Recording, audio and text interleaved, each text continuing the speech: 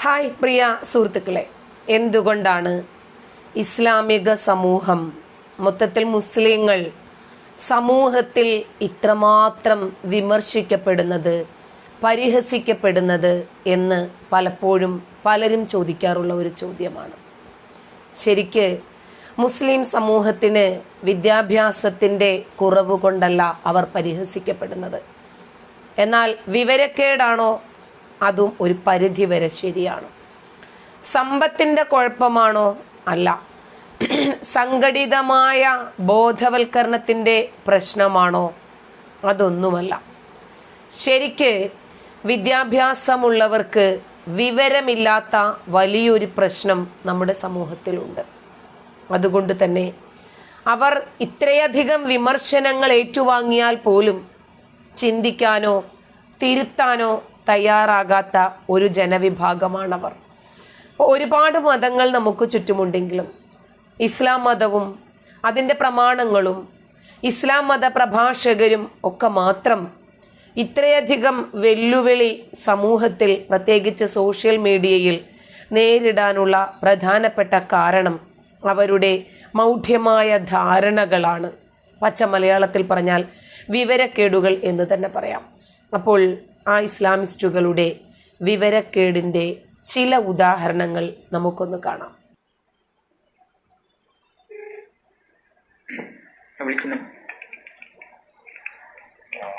Hello, അറഫ traders പറിമരുന്ന് കച്ചവടം ഇതല്ലേ?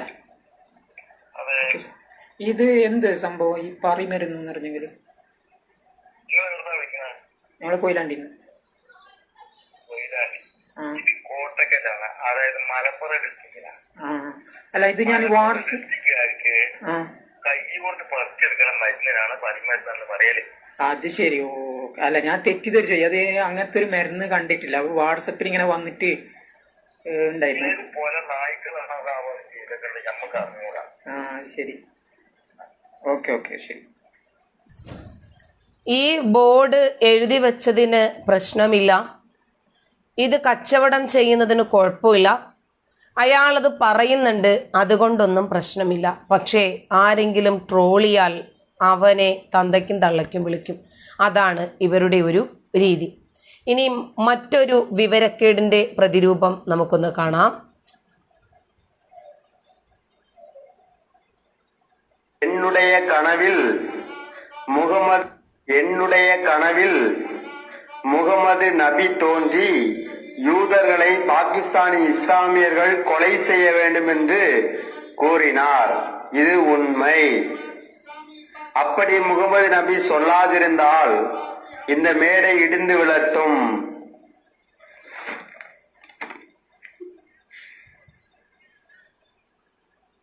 മുഹമ്മദ് നബി സ്വപ്നത്തിൽ വന്നു. അദ്ദേഹം പറഞ്ഞു പാകിസ്ഥാനിലെ മുസ്ലിങ്ങളോട് ജൂതന്മാരെ ഇല്ലായ്മ ചെയ്യാൻ.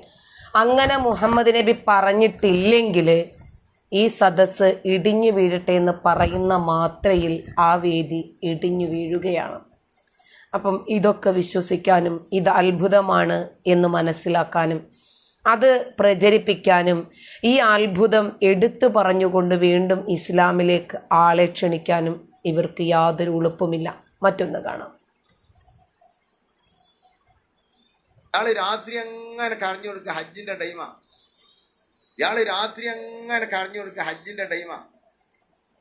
അങ്ങനെ ഇയാൾ കരഞ്ഞു കൊടുക്കുമ്പോ ജയിലിന്റെ ഇപ്പുറത്ത് ഷെയ്ഖുന വണ്ടി കൊണ്ടുവന്ന് നിർത്തിയിട്ട് ഷെയ്ഖുന ആ ജയിൽ തുറന്ന് ഉള്ളിൽ കയറി സലാം പറഞ്ഞെത്തിപ്പോ ഷെയ്ഖുന ജയിലിലെത്തി. സുബ്ഹാന, ജയില് തുറക്കാൻ കഴിയോ? തുറക്കാൻ പറ്റുമോ? അതൊക്കെ ചെന്ന് ചോദിച്ചു നോക്ക്. അതങ്ങനെ ഉള്ളിൽ കയറി. അപ്പോ നീ കരയിൽ കേട്ട് വന്നാ ഞാൻ ഹജ്ജിന് വന്നതാ, വാ, ഞാൻ കൈ പിടിച്ച് കൊണ്ടുവന്ന് വണ്ടി കയറ്റി നേരെ വിട്ട് ഏതൊരു സ്ഥലം പറഞ്ഞു സൗദിയിൽ, എനിക്ക് അറിഞ്ഞൂടെ, അവിടെ ആക്കി കൊടുത്തു. ഇദ്ദേഹം നാട്ടിലേക്ക് വിളിച്ച് ഷെയ്ഖുന ഭാര്യനോട് പറഞ്ഞു, ഷെയ്ഖുന അവിടെ വന്ന് എന്നെ ജയിലിനെ കൊയിച്ചിലാക്കി. ഷെയ്ഖുനാന്റെ അടുത്ത് അവിടെ എന്താ ഷെയ്ഖുന? ഷെയ്ഖുന എന്തപ്പോ ഷെയ്ഖുന കിടക്കണോടത്ത് കിടക്കുന്നുണ്ട്, വഴി മാറി പോയിട്ടൊന്നുമില്ല. ഇതാണ് ഷെയ്ഖുന. എന്തിനുള്ളിലും കയറും, എന്തിനും പുറത്തു പോരും, ആരെയും കൊണ്ടുപോകും, ആരെയും പുറത്താക്കും. ഒരു പ്രയാസവുമില്ല, അന്നുമില്ല ഇന്നുമില്ല, എന്തും ചെയ്യാൻ കഴിയും. പിടിച്ചോ ഷെയ്ഖുനാന്. ഈ ഷെയ്ഖുനെ കുറിച്ചിട്ട് ഈ പകര ഉസ്താദ്, ഇദ്ദേഹത്തിന്റെ പേര് പകര എന്നാ, ഇദ്ദേഹം മുമ്പ് പറഞ്ഞിരുന്നു, ഒരു കുട്ടി ടെറസിൻ്റെ മുകളിൽ നിന്ന് വീണു, കഴുത്തൊടിഞ്ഞു, അത് മരിച്ചുപോയി. അങ്ങനെ അതിനെ ഹോസ്പിറ്റലിലേക്ക് കൊണ്ടുപോകുന്ന വഴിക്ക്, മരിച്ചു എന്നറിഞ്ഞിട്ട് തന്നെ ഹോസ്പിറ്റലിലേക്ക് കൊണ്ടുപോകുന്നത്, ആ വഴിക്ക് ആ തന്തയും തള്ളയും കാറിനകത്തിരുന്നിട്ട് CM മടവൂർ ഔലിയ എന്ന് വിളിക്കുകയും ഔലിയ വന്ന് ആ കുഞ്ഞിനോട് തട്ടിയിട്ട് എഴുന്നേക്ക് എന്ന് പറഞ്ഞപ്പോൾ ആ കുഞ്ഞ് എഴുന്നേറ്റ് വന്നു എന്നും, അതുപോലെ വേറൊരാൾ മരിച്ചു, അവരുടെ മാതാപിതാക്കൾ ഇങ്ങനെ പ്രാർത്ഥിച്ചു, അങ്ങനെ CM മടവൂർ ഔലിയ വന്നിട്ട് ആംബുലൻസിൻ്റെ സൈഡിൽ കൂടി കോട കൊണ്ട് കുത്തി ജബ്ബാറെ എഴുന്നേക്ക് എന്ന് പറഞ്ഞപ്പം അയാൾ എഴുന്നേറ്റ് വന്നെന്നും, വേറെ ചില ആൾക്കാർ കപ്പലിൽ പോകുമായിരുന്നു, കപ്പൽ ഭാഗികമായി എന്തോ എൻജിൻ കംപ്ലൈൻറ്റ് വന്ന് നിന്നുപോയി, ആ സമയത്ത് സൂപ്പർമാനെ പോലെ, ഷെയ്ഖുന മരിച്ചിട്ട് എത്രയോ വർഷങ്ങളായിട്ടുണ്ട്, എന്നിട്ട് സൂപ്പർമാനെ പോലെ പറന്നു വന്ന് കപ്പലിൻ്റെ കേടായിപ്പോയ ഭാഗം ശരിയാക്കുകയും പിടിച്ചു പൊക്കുകയും രക്ഷപ്പെടുത്തുകയും ചെയ്തു എന്നൊക്കെ വളരെ തന്ത്രപൂർവം വിശ്വാസികളായ മൗഢ്യധാരണക്കാരായ ആൾക്കാരെ പറ്റിച്ച് ജീവിക്കുന്ന ഈ വിഭാഗത്തെ ഇനിയും തിരിച്ചറിയാത്ത വലിയ ഒരു ജനവിഭാഗം നമുക്ക് മുമ്പിലുണ്ട്. അവരറിയുന്നില്ല അവരെ പറ്റിച്ച് അധ്വാനിക്കാതെ ജീവിക്കാനുള്ള ഇവരുടെ തന്ത്രമാണ് ഈ അത്ഭുത സിദ്ധികൾ എന്നൊന്നും. എന്ത് തന്നെ ആയാലും പല നാൾ കള്ളൻ ഒരു നാൾ പിടിക്കപ്പെടും എന്ന് പറഞ്ഞതുപോലെ ഇവരുടെ കള്ളങ്ങൾ, ഇവരുടെ കാപട്യങ്ങൾ, ഇവരുടെ വഞ്ചനകൾ ഒന്നൊന്നായി സമൂഹ മാധ്യമങ്ങളിലൂടെയെങ്കിലും പുറത്തു വരട്ടെ. ലെവലുള്ളവർ ലെവലേശമെങ്കിലും ചിന്തിക്കട്ടെ എന്ന് നമുക്ക് പ്രത്യാശിക്കാം. അടുത്തത് കാണാം. നമ്മൾ അകലം പാലിക്കണം, മാസ്ക് ഒക്കെ ധരിക്കണം, പിന്നെ നാട്ടിലുള്ള വാക്സിൻ. അസ്സലാമു അലൈക്കും വറഹ്മത്തുള്ളാഹി വബറകാതുഹു. പ്രിയപ്പെട്ട സുഹൃത്തുക്കളെ, എല്ലാവരിലേക്കും ഈ ഒരു ഡോസ്, അതായത് വാക്സിൻ ഷെയർ ചെയ്യുക. നമ്മളെ ഈ കൊറോണക്കുള്ള വാക്സിനാണിത്. അതായത് എന്ത് വാക്സിൻ? നമ്മൾ അകലം പാലിക്കണം, മാസ്ക് ഒക്കെ ധരിക്കണം, പിന്നെ നാട്ടിലുള്ള വാക്സിനൊക്കെ എടുക്കണം. പക്ഷെ ഈ ഒരു വാക്സിൻ ഉണ്ടല്ലോ, ഇത് അള്ളാഹുവിൽ നിന്നുള്ള ഡോസാണ്. ഇത് ആദ്യത്തെ ഡോസാണ്. ഇത് ഔസു ബി കലിമാത്തില്ലാഹി താമ്മാത്തി മിൻ ശർരി മാ ഖലഖ് എന്ന് 3 തവണ സുബഹി നിസ്കാര ശേഷം അസർ നിസ്കാര ശേഷം 2 ഡോസാണ്. ഡെയിലി ഇത് നിങ്ങൾ ചെല്ലണം 3 പ്രാവശ്യം. സുബഹി നിസ്കാര ശേഷം അസർ നിസ്കാര ശേഷം ഒരാൾ ചൊല്ലിയാലുണ്ടല്ലോ, കൊറോണ അല്ല ഇനി എന്ത് നിങ്ങളുടെ ശരീരത്തിൽ കയറിയാലും നിങ്ങൾ ഒരു ഉപദ്രവം അത് ചെയ്യില്ല. ഉറപ്പാണ് എന്ന ഒരു ദൃഢനിശ്ചയത്തോട് ചെയ്യുക. ഒന്നും സംഭവിക്കില്ല കൊറോണ വന്നാൽ തന്നെ, ഇൻഷാ അല്ലാഹ്. ഇനി 2ാമത്തെ ഡോസ്, ഇതാണ് 2ാമത്തെ ഡോസ്. ബിസ്മില്ലാഹില്ലസീ ലാ യദുറു മാ ഇസ്മിഹി ഷൈഉൻ ഫിൽ അർളി വലാ ഫിസ് സമാഇ വസ്സമീഉൽ അലീം. രാവിലെയും 3 പ്രാവശ്യം, വൈകുന്നേരം 3 പ്രാവശ്യം, സുബഹിക്കും അസറിനും ശേഷം ഈ 2 നിങ്ങൾ സിക്ർ ചൊല്ലിക്കാലുണ്ടല്ലോ, ഒരു കൊറോണ നിങ്ങൾ ഉപദ്രവിക്കില്ല. ഉറപ്പാണ്, മരണം സംഭവിക്കില്ല കൊറോണ കാരണം, ഇൻഷാ അല്ലാഹ്.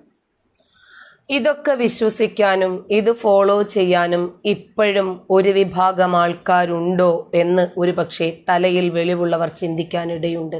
ഉണ്ട് എന്നാണ് അതിനുത്തരം.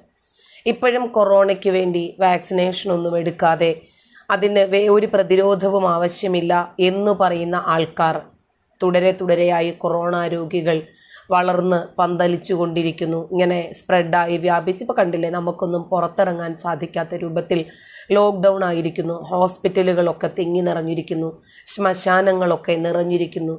അവരെ നോക്കാനും അവരെ സംസ്കരിക്കാൻ പോലും ആളും സ്ഥലവും സന്ദർഭവും ഇല്ലാതിരിക്കുന്ന സാഹചര്യത്തിൽ പോലും മനുഷ്യൻ ഇത്തരം മന്ത്രങ്ങൾ ഉരുവിട്ടാൽ മതി, ഈ മന്ത്രങ്ങൾ കൊറോണയെ ഭയപ്പെടും എന്ന് പറയുമ്പോൾ എന്താണ് ഇവരോടൊക്കെ പറയാനുള്ളത്? ഒന്നും പറയാനില്ല. COVID-19 നിന്ന് രക്ഷപ്പെടാൻ എല്ലാ ആളുകളും ലൈസ ലഹാ മിൻ ദൂനില്ലാഹി കാശിഫ, ലൈസ ലഹാ മിൻ ദൂനില്ലാഹി കാശിഫ, ലൈസ ലഹാ മിൻ ദൂനില്ലാഹി കാശിഫ എന്ന് ഇത് കഴിയുന്ന അത്ര ചെല്ലണം. ലക്ഷങ്ങൾ പൂർത്തിയാക്കാൻ ശ്രമിക്കണം. മറ്റൊന്ന് ദുആ, സയ്യിദുൽ ഇസ്തിഗ്ഫാർ. ഇദ്ദേഹമൊക്കെ എന്തെങ്കിലും അസുഖങ്ങൾ വന്നാൽ ഏറ്റവും മുന്തിയ ഹോസ്പിറ്റലിൽ ചെല്ലും. ലക്ഷങ്ങൾ വാരി കൊടുത്തിട്ടാണെങ്കിലും ആ രോഗത്തിൽ നിന്നും പ്രതിരോധം നേടുന്നതിന് വേണ്ടി. എന്നാൽ അണികൾക്ക് എന്തെങ്കിലും ബുദ്ധിമുട്ട് വന്നാൽ ലൈസ ലഹാ മിൻ ദൂനില്ലാഹി കാശിഫ്, അല്ലാഹു നീ അല്ലാതെ ആരുമില്ല, ഇങ്ങനെ പടച്ചവനിലേക്ക് അർപ്പിച്ചുകൊണ്ട് മുന്നോട്ട് പോകുക. ഇത് വിശ്വസിക്കാനും ആൾക്കാരുണ്ട്. ഈ കേരളത്തിൽ മത അനുയായികൾ ഏറ്റവും കൂടുതൽ ഉള്ള ഉപ്പാണ് ഈ പറഞ്ഞത്, മുടിയുപ്പ. ഒരു ഭാഗത്ത് ലോകം കത്തിക്കൊണ്ടിരിക്കുമ്പോഴും മറുഭാഗത്ത് ഇസ്ലാമിക പണ്ഡിതരുടെ എക്കാലത്തെയും സംശയം നബിയുടെ മലമാണോ മാലിന്യം, മൂത്രമാണോ മാലിന്യം, നമസ്കാരത്തിൽ കൈ കെട്ടണോ വേണ്ടേ, ഇന്നിത്യാദി വിഷയങ്ങളിൽ എല്ലാ കാലഘട്ടത്തിലും സംഘടനാപരമായ വ്യത്യാസങ്ങൾ, അഭിപ്രായങ്ങൾ മാറിക്കൊണ്ടേയിരിക്കുന്നു. ഇപ്പോഴും അവരുടെ ചിന്ത അതുമാത്രമാണ്. അപ്പോൾ നമസ്കരിക്കാൻ നിൽക്കുമ്പോൾ തുടർച്ചയായി 3 അനക്കങ്ങൾ പാടില്ല എന്നുള്ളിടത്താണ് ഇന്നത്തെ ഉസ്താദിന്റെ വിഷമം. കേൾക്കാം. പറയുമ്പോൾ സംശയം വരുമല്ലോ, ഇനി സംശയം തന്നെ ചോദിക്കാം, അങ്ങനെ കൂടുതൽ ഉപയോഗപ്പെടുത്തണം. നിസ്കാരത്തിൽ അനാവശ്യ ചലനങ്ങൾ അത് നന്നായി ശ്രദ്ധിക്കണം. തുടർച്ചയായി 3 ചലനം വന്നാൽ നിസ്കാരം പാത്തിലാവുന്നതാണല്ലോ മസല. അത് ശരീരം ഒന്നിച്ച് ചലിക്കണമെന്നില്ല, ഒരു അവയവം മാത്രം ചലിച്ചാലും മതി. ഉദാഹരണത്തിന് നമ്മൾ സമിഅല്ലാഹു ലിമൻ ഹമീദ എന്ന് പറഞ്ഞിട്ട് ആ കയ്യൊറ്റയ്ക്ക് 4 ആട്ടൽ ഇങ്ങനെ ഡാട്ടിയാൽ, സമിഅല്ലാഹു ലിമൻ ഹമീദ എന്ന് കെട്ടിങ്ങനെ കൈ ഇങ്ങനെ ഡാടി തുടർച്ചയായി 3 ചലനം വന്നാൽ നിസ്കാരം പാത്തിലാകും. വിരലുകൾ മാത്രം ചലിച്ചു എന്നതുകൊണ്ട് നിസ്കാരം പാത്തിലാകില്ല. അത് ഹർക്കത്ത് ഖഫീഫത്ത് എന്ന വകുപ്പിലാണ് ഫിഖ് പറയുന്നത്. അതായത് നമസ്കാരം നിഷ്ഫലമാക്കുന്ന കാര്യങ്ങളാണ് 3 തവണ തുടർച്ചയായി അനങ്ങിയാൽ. അപ്പം ഉദാഹരണത്തിന് 1, 2, 3 ചൊറിച്ചിൽ ചൊറിഞ്ഞാൽ ആ നമസ്കാരം പോയി, പിന്നെയും രണ്ടാമത് ഒന്നും കൂടി നമസ്കരിക്കേണ്ടി വരും. അയ്യോ, ഒരു വ്യക്തിത്വമൊക്കെ ഉണ്ടാക്കുന്ന ഒരു സംഗതിയാണ്.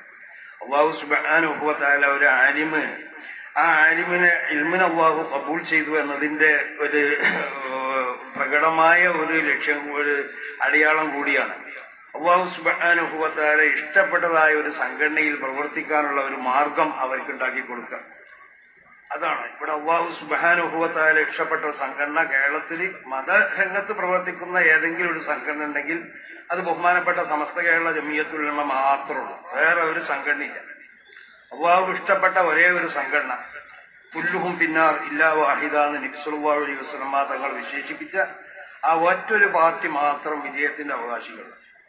അത് ആശയത്തിൽ മാത്രം നമ്മളോട് യോജിച്ചാൽ മാത്രം പോരാ, അതിന്റെ പ്രവർത്തന രീതിയിലും യോജിക്കണം. ആശയം സുന്നി ആശയം എന്ന് പറഞ്ഞു നടന്നുകൊണ്ട് കാര്യമില്ല, അതിന്റെ പ്രവർത്തന രീതിയിലും വേണം യോജിക്കുക. നബി സല്ലല്ലാഹു അലൈഹി വസല്ലം തങ്ങൾ ഇവിടെ കാണിച്ചു തന്നൊരു പ്രവർത്തന രീതിയുണ്ട്, ആ രീതിയിൽ കൂടി പ്രവർത്തിക്കണം. അതാണ് സമസ്ത കേരള ജമിയത്തുൽ ഉലമയുടെ വിജയത്തിന്റെ നിദാനം. അപ്പൊ അല്ലാഹു സുബ്ഹാനഹു വ തആല വ്യക്തികളെ ഇഷ്ടപ്പെടുന്നത് പോലെ തന്നെ സംഘടനകളെ അല്ലാഹു ഇഷ്ടപ്പെടും. സംഘടനകളെ അല്ലാഹു ഇഷ്ടപ്പെട്ട് കഴിഞ്ഞാൽ ആ സംഘടനകളെ സംബന്ധിച്ചുള്ളതായ വിളംബരം അല്ലാഹു വാനലോകത്തും അല്ലാഹു സുബ്ഹാനഹു വ തആല പ്രത്യേകമായും കൊണ്ട് അതിനെ വിളിച്ചു പറയും.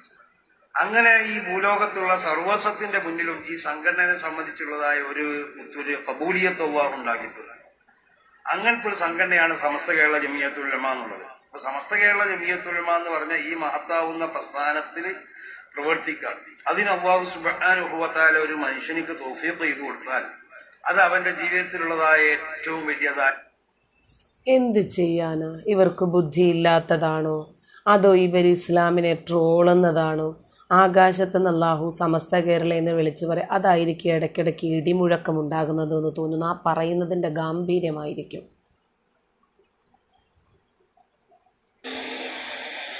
അല്ലാഹു സുബ്ഹാനഹു വ തആല എന്തെങ്കിലും ചെയ്യാൻ ഉദ്ദേശിച്ചാൽ അത് കാന്തപുരത്തിനോട് ചോദിച്ചിട്ട് ചെയ്യുകയുള്ളൂ എന്നൊരാളുടെ പ്രസംഗ ക്ലിപ്പിങ്ങിലൂടെ ഞാൻ കേട്ടു. അയാൾ ഇസ്ലാമിന് പുറത്താണോ അതോ അകത്താണോ? വളരെ പ്രസക്തമായ ഒരു ചോദ്യം.